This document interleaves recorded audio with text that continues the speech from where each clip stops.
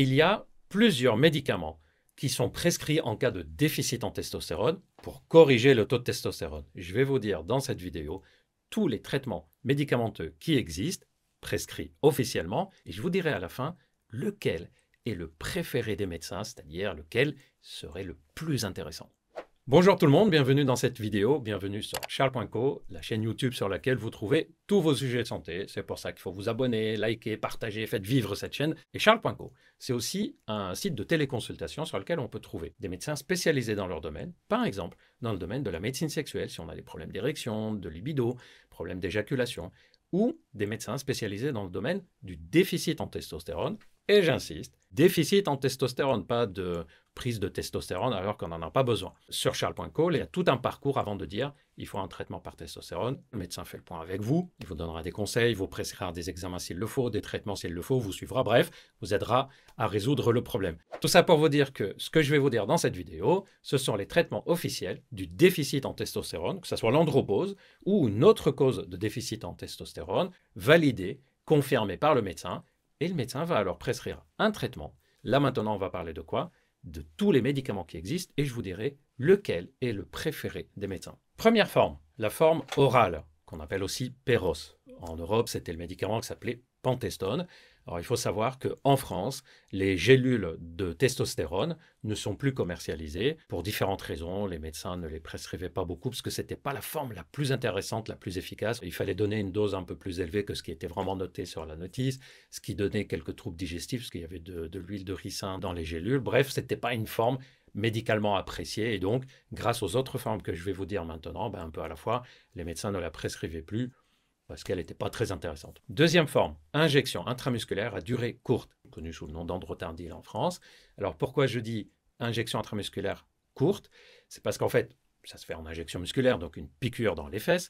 Attention, quand on fait ce genre de piqûre, le produit est très huileux, très épais, donc il faut toujours demander, normalement le médecin le note sur l'ordonnance, mais toujours demander à l'infirmière ou l'infirmier de faire l'injection de façon lente et prolongée, parce que le produit est très épais. Pourquoi courte? Parce que les injections d'énanthate de testostérone, l'androtardil, nécessitent d'être faites toutes les 3 semaines en moyenne. Alors, les avantages de cette forme-là, c'est qu'on recharge rapidement le corps en testostérone.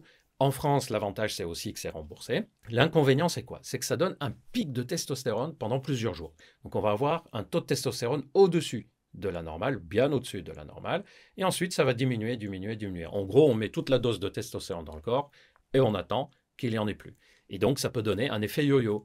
On est très très bien pendant quelques jours, une semaine, 10 jours, puis ensuite on sent qu'on est de moins en moins bien, jusqu'à faire la prochaine injection. Et d'une personne à une autre, là, entre 2 injections, parfois il faut 2-3 semaines avant de sentir qu'on n'en a plus, parfois il faut un peu plus, et on fait la prise de sang évidemment pour vérifier à quel moment il n'y en a plus. Donc, c'est une forme qui est utilisée, qui recharge bien le corps, mais qui a cet inconvénient de faire un effet yo-yo. Troisième forme, injection intramusculaire à libération prolongée. C'est l'andécanate, j'ai du mal à chaque fois. C'est andécanote de testostérone. En France, elle est commercialisée actuellement. C'était connu sous le nom de Nebido. Maintenant, c'est sous le nom de testostérone Besin. Le nom va changer probablement prochainement. L'avantage, c'est quoi? C'est qu'on fait une injection toutes les 12 semaines. Donc, ça fait 4 injections par an. Effectivement, ça soulage. L'inconvénient, c'est quoi? C'est qu'une fois qu'on a fait l'injection, on ne maîtrise plus trop le taux de testostérone. Donc, c'est rare qu'on commence directement par cette forme-là. On va plutôt l'utiliser chez quelqu'un qui a un traitement par testostérone au long cours et chez qui on dit, bon, les taux sont stables, tout est stabilisé. Là, c'est intéressant d'utiliser cette forme-là. Mais on peut l'utiliser dès le début aussi. En dehors de ces quelques inconvénients, c'est une forme qui est très intéressante. Forme numéro 4, transcutanée par patch. Alors, je vais passer vite sur le patch parce qu'actuellement, il n'est plus disponible. Il y avait un patch de testostérone, donc il suffisait de le coller, de le changer tous les 2 jours ou 3 jours, et on avait la dose de testostérone. Malheureusement, ce n'est plus commercialisé. Numéro 5, la forme transcutanée en gel qu'on applique sur la peau. On va l'appliquer au niveau des cuisses ou au niveau du ventre, au niveau des bras, bref, sur une large zone de notre corps. C'est une forme qui est très appréciée par les médecins. La plus connue, c'est Androgel, mais il y a aussi le Fortigel. Cette forme-là a l'avantage de donner des taux stables dans le sang, c'est-à-dire, puisqu'on applique tous les matins le gel ou la crème, ça va nous donner un taux de testostérone qui est stable en continu, en évitant les pics comme ce qu'on a avec les injections, que ce soit celles toutes les 12 semaines ou celles toutes les 3 semaines. L'autre avantage, c'est qu'il n'y a pas besoin de chercher infirmière pour faire la piqûre, c'est une crème qu'on s'applique soi-même. Les inconvénients, c'est que ça appliqué tous les matins. Il ne faut pas rentrer en contact avec une autre personne dans les 20 minutes qui suivent pour éviter qu'on transmette la crème ou le gel. Et il ne faut pas s'habiller dans les 20 minutes qui suivent pour éviter que le gel qu'on a appliqué parte sur la peau. Donc médicalement très intéressant, avec ces quelques précautions à connaître qui ne sont pas majeures, mais qu'il faut appliquer. Numéro 6, les traitements qui ne sont pas par testostérone, mais de relance de testostérone. Là, on est en train de parler de médicaments hors AMM, c'est-à-dire détournés de leur utilisation initiale, en particulier le clomifène, connu sous le nom de clomide, qui est utilisé pour la stérilité ou la fertilité féminine, mais qu'on utilise aussi parfois pour relancer la sécrétion de testostérone.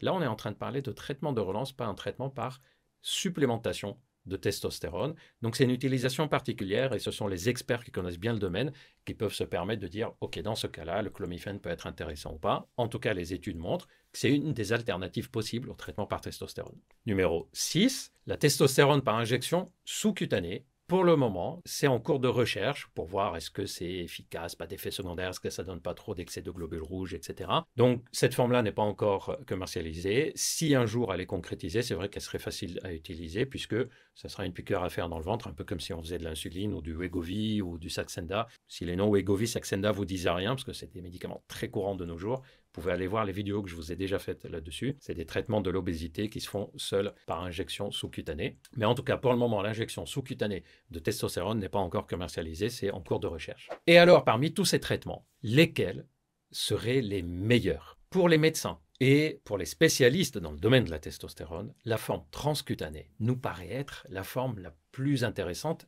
actuellement. Pourquoi?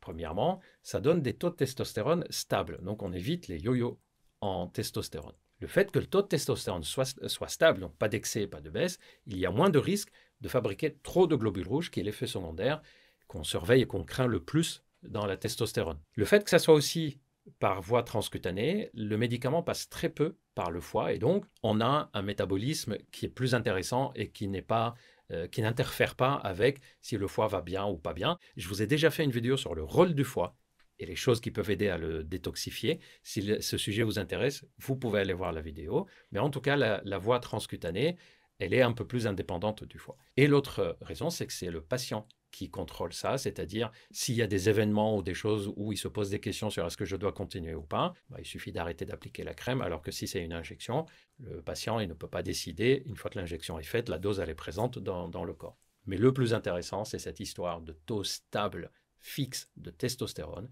qui est très intéressant d'un point de vue médical, mieux que les taux qui montent et qui descendent, qui font le yo-yo. Mais toutes les autres formes de testostérone sont bonnes aussi. En fait, quand on regarde les évaluations de leur efficacité au long terme, elles ont à peu près toutes les mêmes taux d'efficacité. Le plus important, c'est, si on a un déficit en testostérone, de le soigner.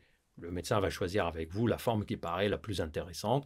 Il y a des personnes qui disent « moi je préfère faire une piqûre toutes les 3 semaines, tous les 3 mois et être tranquille ». D'autres qui disent « moi je préfère m'appliquer la crème moi-même et être tranquille ». Tout ça est discuté avec le médecin, mais j'insiste, après avoir fait un diagnostic véritable de déficit en testostérone, c'est-à-dire les 2 prises de sang qui prouvent qu'il y a un déficit en testostérone. Voilà, j'espère que cette vidéo vous a plu, que vous savez mieux maintenant les médicaments qui existent pour soigner le déficit en testostérone, que ce soit l'andropause ou d'autres types de déficit en testostérone. Et évidemment que c'est le médecin qui va vous conseiller s'il faut un traitement par testostérone ou pas. Ce n'est pas votre ressenti, c'est le bilan qui décide s'il faut un traitement ou pas. En revanche, vous avez la possibilité de choisir quelle forme vous préférez. Si le médecin vous dit toutes les formes sont possibles dans votre cas, vous pouvez choisir si vous préférez la crème, le gel, vous pouvez choisir les injections. Par contre, si le médecin vous dit dans votre cas précis, je pense que ce traitement serait le plus adapté pour telle ou telle raison, évidemment qu'il faut suivre l'avis médical. Merci de m'avoir écouté jusqu'au bout. N'hésitez pas à aller voir toutes les autres vidéos sur ce sujet. Restez connectés sur la chaîne.